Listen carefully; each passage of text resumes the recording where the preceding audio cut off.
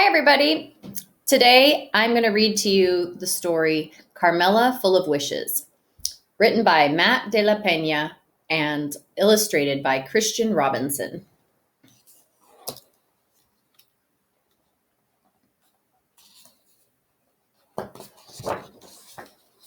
Carmela Full of Wishes.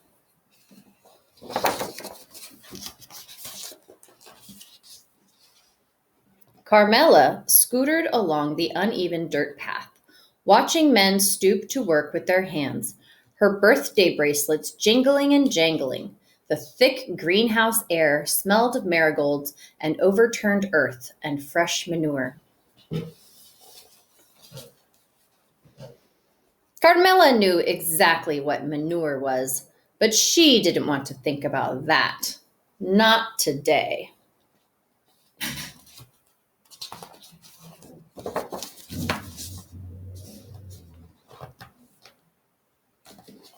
Today, she awoke to candles in her pancakes, and her mom sang, "Happy birthday to you," and told her, "Go on, mija, make a wish."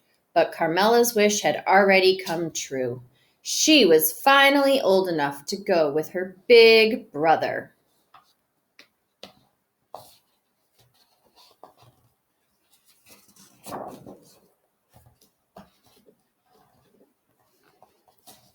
Carmela followed as he cut back onto the street at Freedom Boulevard, past the crowded bus stop and fenced off repair shop, past the old folks' home where 200 old women waved smiles, past the huge home improvement store where her dad used to stand around weekend mornings waiting for work.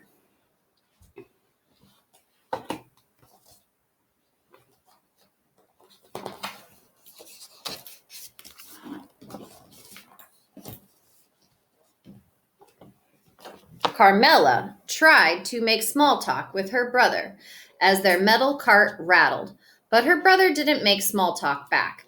He didn't want her tagging along. "Too bad," she told him with her glare.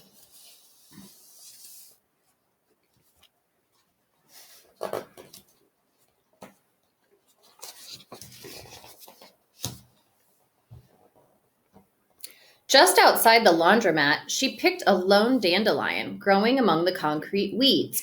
She pulled a breath and leaned toward the fuzzy white bulb.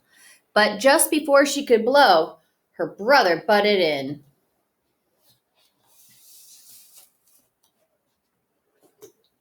Did you even make a wish? You're supposed to make a wish. Everyone knows that." "Of course I made a wish," she told him, but it was a lie. Carmela didn't know.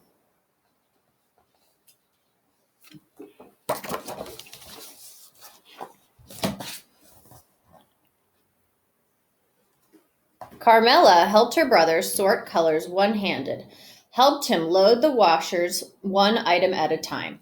While their clothes spun, her imagination turned, each new thought ushered in by a jingle of bracelets. Her brother found the sound annoying and shot her a dirty look. "Too bad," she told him with her glare.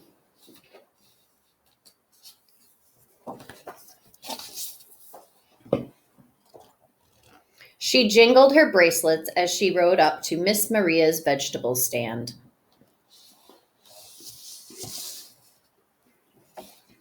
Imagining a machine built into her bedroom wall, one that would spit out anything she could think of, but mostly candies.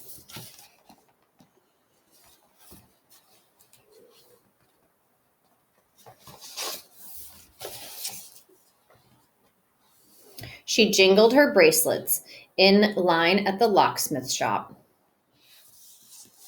Imagining her mom sleeping in one of those fancy hotel beds she spent all day making for fancy guests.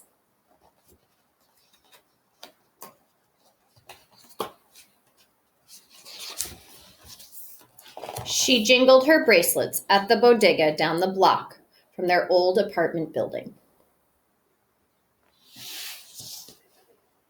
imagining her dad getting his papers fixed so he could finally be home.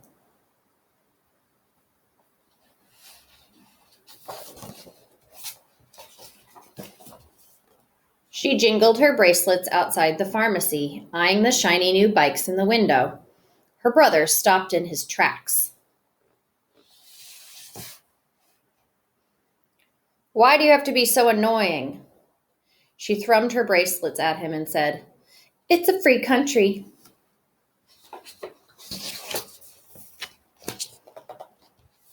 The only time she didn't reach for her bracelets was when her brother ducked into his friend's house. Carmela slumped down on the curb, silently imagining all the things she could turn him into. The slimy pink tail of a rat, a cockroach scurrying away from the light, a wheelbarrow full of manure left in the sun. She stared down at the dandelion in her hand. It seemed so much more important now that she knew it was a place to put her wishes. What if she made the wrong choice?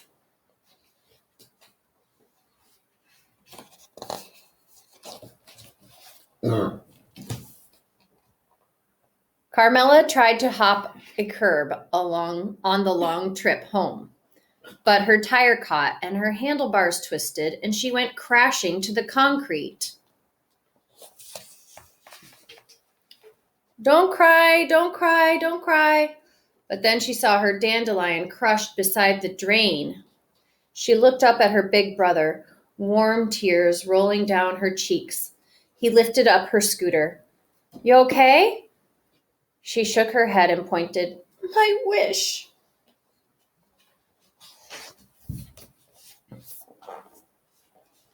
He took her by the arm and led her back up the block, past the laundromat and the flea market, past the greenhouses and the smell of manure, past the overgrown park and across the train tracks. He didn't stop until they made it to an abandoned farmhouse near a cliff overlooking the sea. "Close your eyes," he said.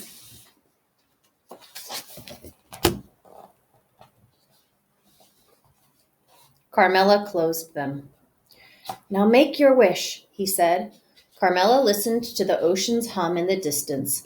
She listened to the squawking birds. She listened to the wind whistling past her ears.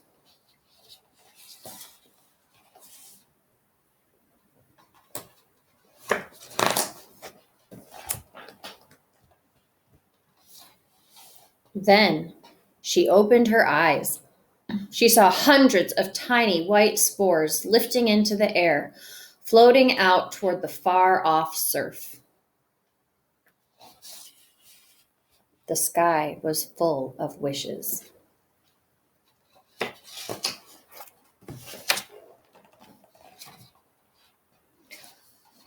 "Let's go," her brother said. "Don't you want to know my wish?" she asked. He shook his head. "If you tell me, it won't come true." She looked back one last time, then took off her bracelets and followed her brother home.